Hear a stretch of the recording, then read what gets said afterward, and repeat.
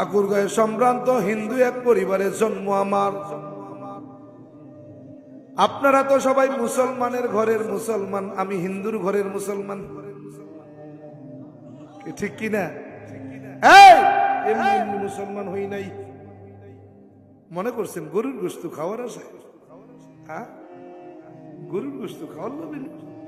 আহা, আরে গরুর গোশত খাওয়ার জন্য এখন মুসলমান হওয়ার প্রয়োজন না। অনেক আমার দাদা কাকা যেটা খায়, কি কথা কন না? কেমনে বুঝে? সম্ভ্রান্ত এক হিন্দু পরিবারে জন্ম আমার। 12 মাসে 13 পূজা, 33 কোটি দেবদেবী, তুলসীর গাছের তলায় 64 কোটি ভগবান। সংস্কৃত ভাষার উপরে পাণ্ডিত্য নিয়ে, ডিগ্রি নিয়ে, গবেষণা কইরা বেদ পুরাণ রামায়ণ মহাভারত জেন্দা বেস্তা স্মৃতি শ্রুতি মনুসংহিতা